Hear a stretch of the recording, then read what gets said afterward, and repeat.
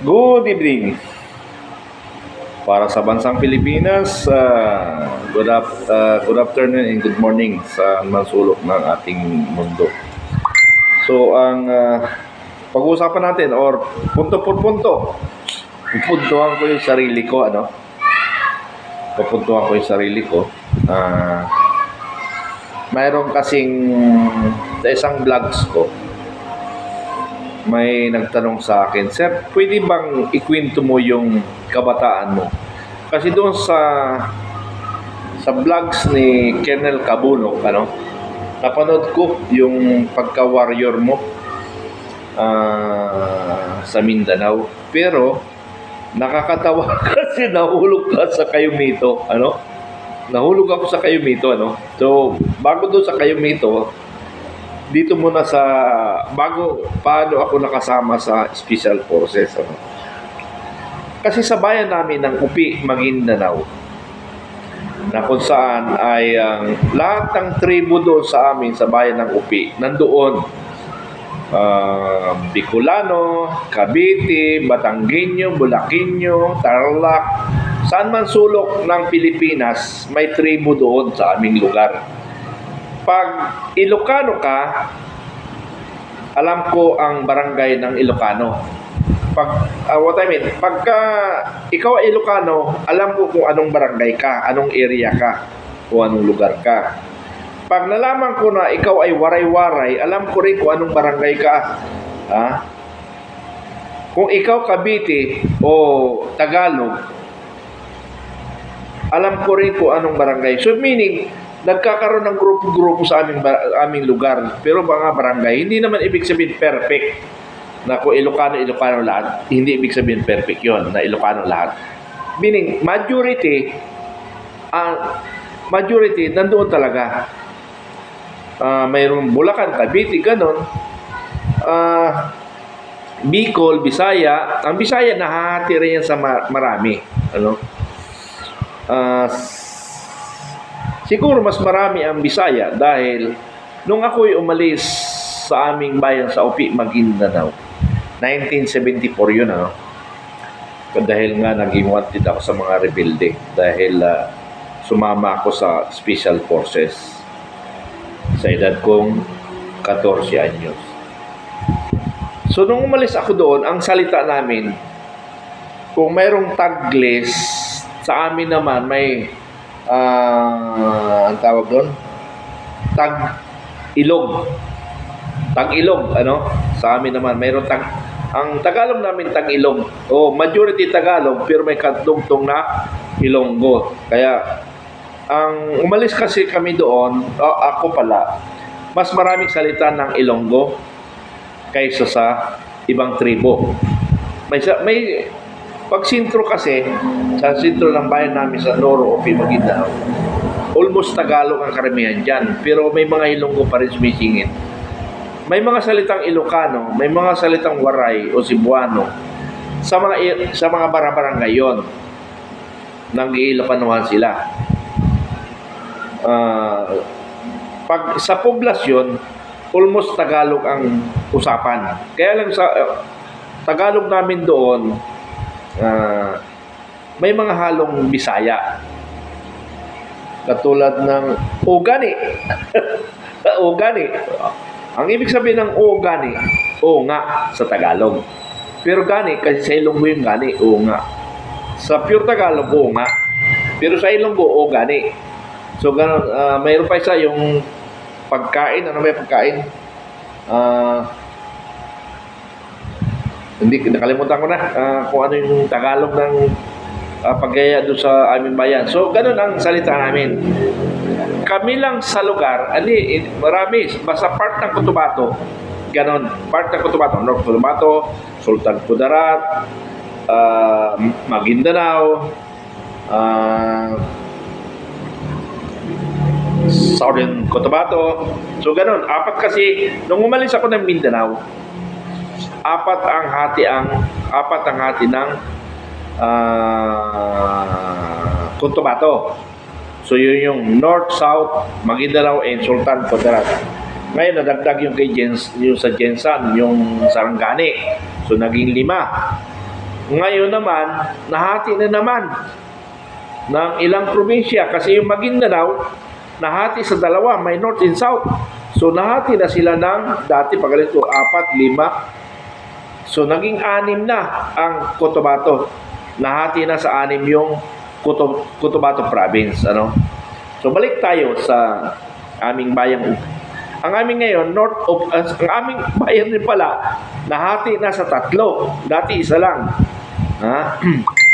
Yung North Cotabato, which is yun ang aking bayan. In South Cotabato, mayroon pa isa na kalimutan ko. I'm sorry. BDS ang tinatawag na. Hindi ko alam kung anong ibig sabihin ng BDS. Kalimutan ko. I'm sorry kasi medyo hindi na ako naglagi sa aking bayan. Okay? So patuloy. Patuloy ko yung kwento ko. Sabi ko nga, napadpad yung aking magulang sa bayan ng Upi, Maguindanao. Bakit siya napadpad sa bayan ng Upi, Maguindanao?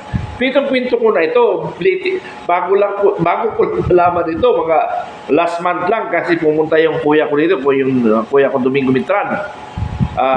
Nagkwentuhan kami patungkol bakit naligaw kami doon sa, biruin mo malapit na akong mawala sa mundo. Ngayon ko nalaman kung bakit kami napadpad sa Cotabato. Mayroon kasi kaibigan ng tatay ko. Kasi ang parents ko ay taga Haro Leyte, Haro Leyte. Mayroon siyang kaibigan, niyaya siya doon sa Cotabato. Sabi niya, tara doon sa Upi, Maguindanao. Maraming lupang binibigay doon sa sakain. So, ibig sabihin, pumunta parents namin doon, magmula sa akin, ako ang pinanganak doon kasi kami magkakapatid. 6, Ako ang bunso, ay pangalawa sa bunso. Nawala yung bunso namin, nasa edad na 5 taon. Ako ang naging bunso, 2 lang kami pala. Pinanganak sa Maguindanao, sa Upi, Maguindanao. Yung 3 kuya ko at saka isang ate ko, sa Haro Leyte sila pinanganak.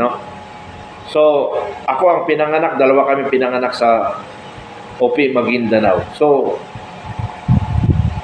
nung buhay pa ang aking ama, ay sabi ng aking kuya, ay hindi kami naghihirap. Kasi nga, maluwang yung sakayin namin. Ngayon, namatay yung ama namin. Ako ay 5 taon yata. So, yung panganay namin, nasa 17 years old. Nasa 17 years old yung panganay namin. So, meaning, wala pang marunong mag-asikaso sa amin. 17 kasi yung pinakapanganay namin. So, yung aming mga kabukiran, wala na nagsaka. Kasi noon, basta kung masipag ka lang, maluwang ang luti mo. Maluwang ang kalupaan mo. Wala nagsasaka sa aming kalupaan. So, ibig sabihin, nakuha, naiwan. At saka, hindi nakuha, naiwan lang talaga namin. Kasi wala nga nagsasaka . So, tapos yung kuya ko, dahil nga wala rin nagagawa, nakapag-asawa. Nang maaga, siguro mga 18 years old nakapag-asawa na. So, meaning, naalala ko, 2 lang kami ng kapatid ko sa bahay. Yung ate ko kasi, siguro ang edad niya, kalimutan ko kasi mga 67 siguro siya ngayon. So, ibig sabihin, 3 ang mga 8 taon siya noon, that time. So, napadpad kami, naghirap.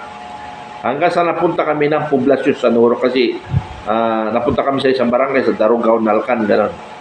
Darugao, Kabakaba, Nalcan, and balik kami sa poblasyon sa Noro, Upi, Maguindanao. So, kwento ko yan kasi mayroon nag-request sa akin ng taga-subaybay ko na ikwento ko nga ang buhay ko kung paano. So, naghirap kami kasi wala nagsasaka.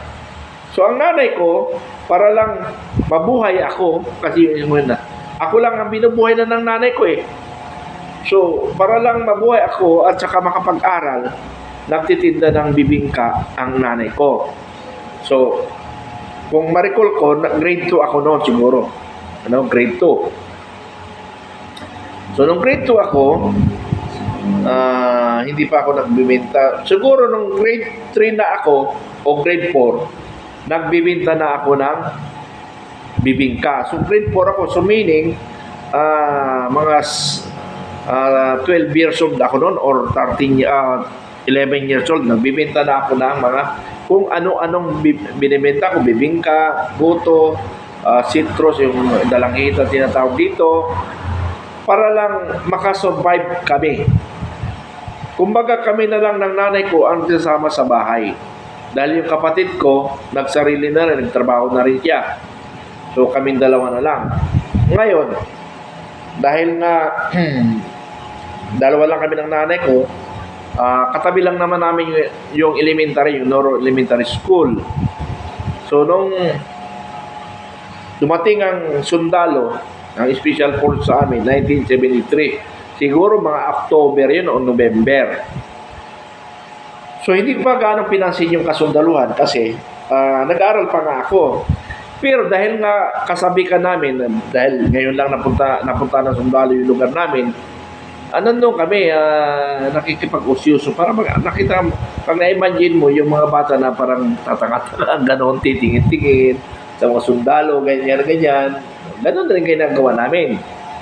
Tapos may nagkwento sa akin, hindi ko ma-recall, yung natamaan na si Lil Pepsi Antonio. Pinagkakatuan daw kami, pinagbabaksing-baksing kami.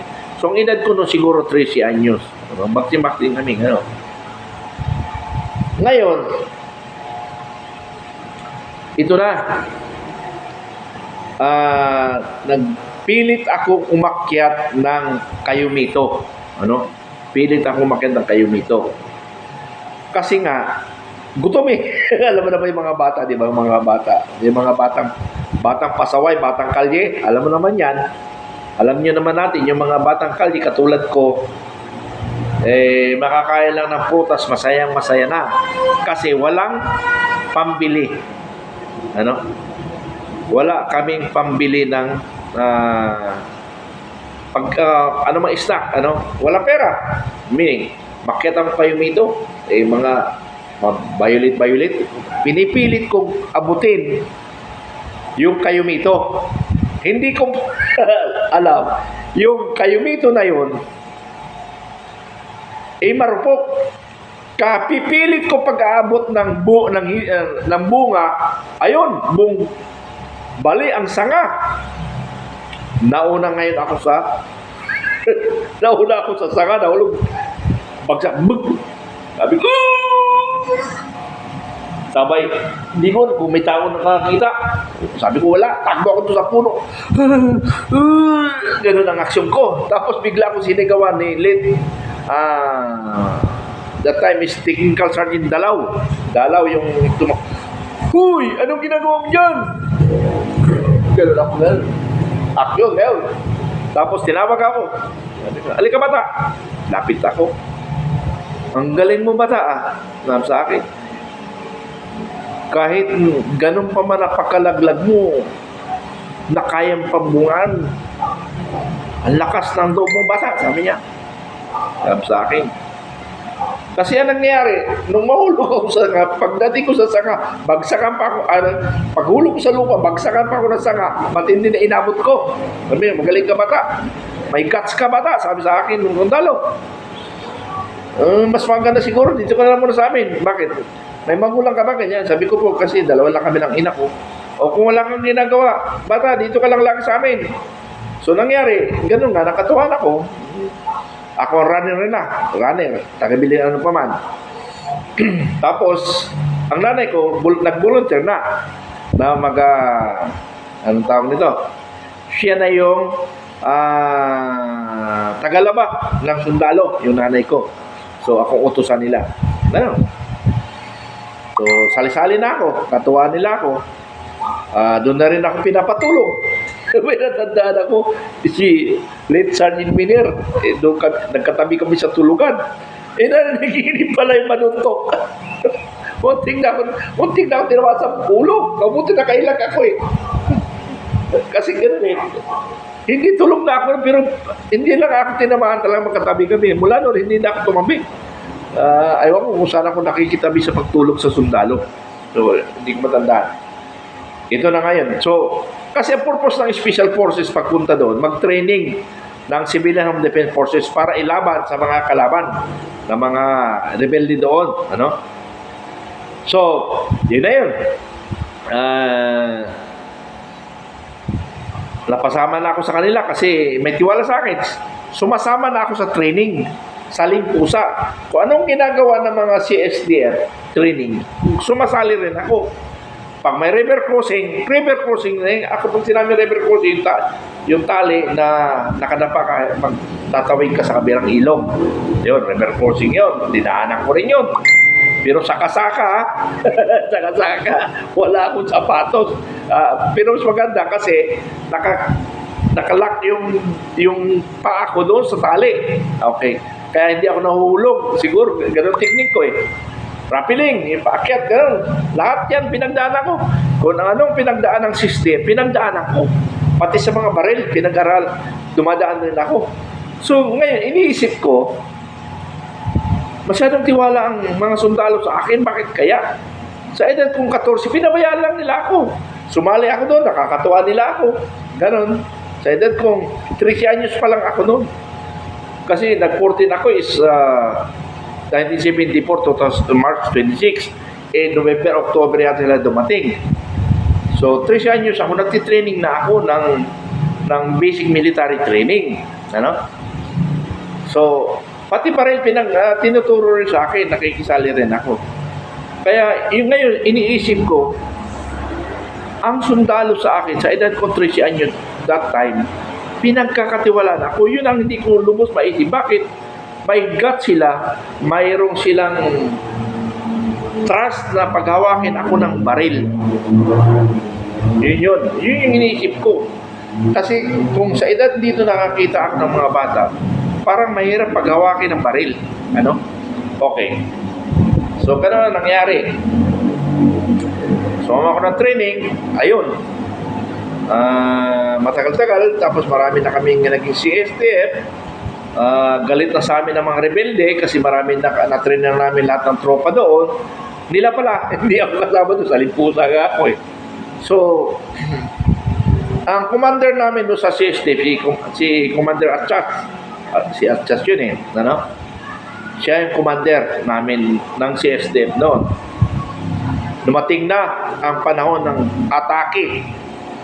That was 24 July 1974. Ano? So, atake na yun. Pero bago nangyari ang atake, sumulat pa ang rebelde sa amin. Within 3 days, lulusobin namin kayo. Kaya pala yung 3 days na yun, lumusob na nga sila sa bayan ng Noro. Doon sa may mga bodega na hindi makita ang loob, na mga, hindi man natin masabi na kasabwat, pero wala silang magawa kasi hostage nga. So yung 3 days pala na yun yung pala papasok, nagkulang kami sa intelligence doon. Nagkulang kami.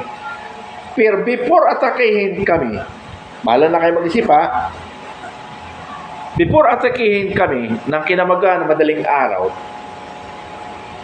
pumunta yung mayor namin, si Mayor Michael Sensuat, sa aming kampo, kasama ang pulis na Muslim.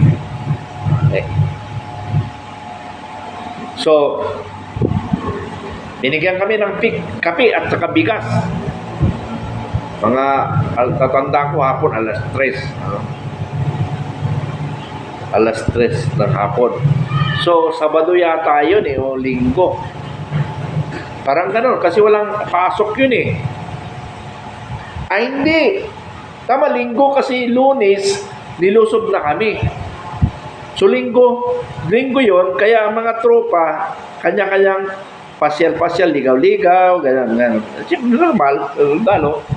So, ibig sabihin, iilan lang kami natitira sa kampo. So, pag-visit ni Mayor, iilan lang kami doon. Tinignan yung mga paksol namin, tinignan, okay. So, lumipas. Gwardiya sila lahat. Ako lang mag-isa natutulog sa taas. Dahil bata pa nga ako, hindi pa nila ako sinasali sa paggwardya. Ngayon, short lang ito para lang i-ending ko kasi naikwento ko na yung tamang gera. So, nagkaroon, i-specify ko lang kasi dati, hindi ko gano'ng napaliwanag na maigi. Madaling araw, bumalik na sila, natulog na mga alas 5 siguro, madilim-dilim pa. Yung iba, natulog na kasi puyat. Yung iba, nagkape. Kape muna. Yung si Sergeant Dacuco, si Master Roberts, natanda ko, hindi pa natulog, nagkakape. Si Master Sergeant Roberts, saka Sergeant Dacuco. Kasi si Dacuco, may mission pa. Kukunin niya pa yung Claymore Mine na nakamount doon sa paligid namin. So, nagkakape yata siya. Tapos, sabay na naman, putok sa isang barangay. Barangay Blinsong yun, Blinsong. Putok. Talagang atake. Hindi ko alam kung, hindi ko matandaan na kung putukan doon. Gusto mag-reinforce ang special forces, sabi niya. Okay, sabi na si Sergeant Roberts, yung tingin namin, hindi nag-order eh. Kaya 22 years old pa lang eh. Bata-batang tingin, 22 years old. Hindi nagkukuman. Si Lieutenant Yalong, hindi siya nagkukuman. Yung Vietnam veteran, si Master Sergeant Roberts. Roberts yun, mistisyo Amerikano yun. Kaya nga apelyido niya Roberts, so, sabi niya, okay, one team. Team Bravo. Sabi niya. Yun ang mag-verify kung anong nangyari putukan doon.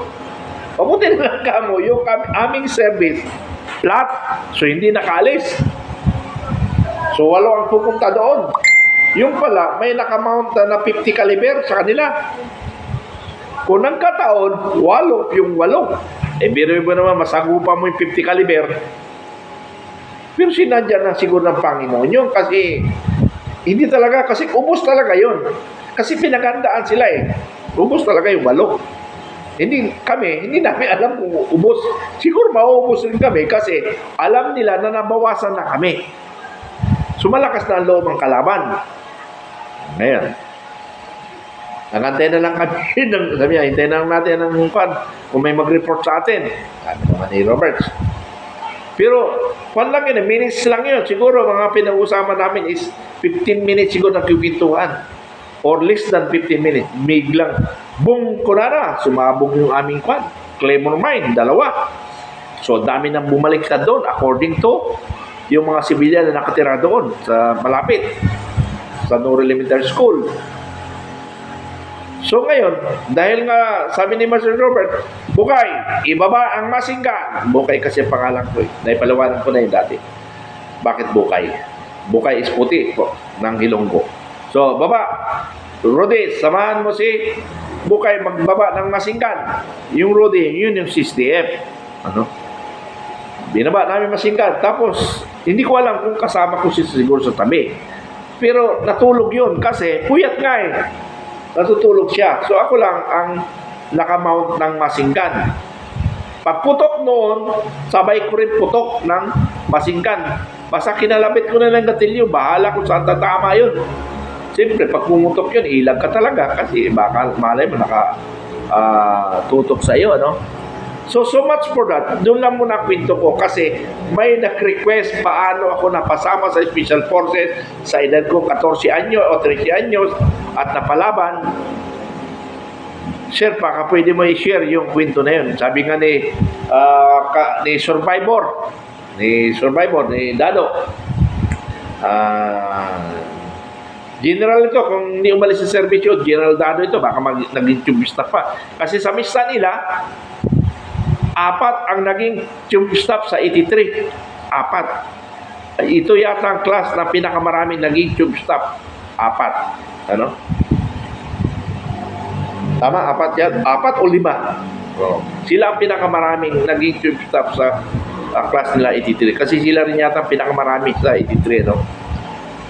So, ang baron nila, kumbaga pinaka-boss nila sa 83, si General Survivor. Okay? So much for that. Salamat do sa hiling mo at naalala ko nga pala, hindi ko na isama sa kwento ko yung nalaglag ako sa Cayumito. Siguro yun ang dahilan kaya ako napasama sa sundalo na nakita nila may guts ako. Ano? So, yun lang. Magandang gabi ulit sa inyo lahat. Salamat sa mga followers ko. Yung hindi pa pala nga subscribe sa akin, please subscribe and share to others para naman ma-share ko yung aking buhay at ang ating nangyayari sa bansang Pilipinas. Salamat.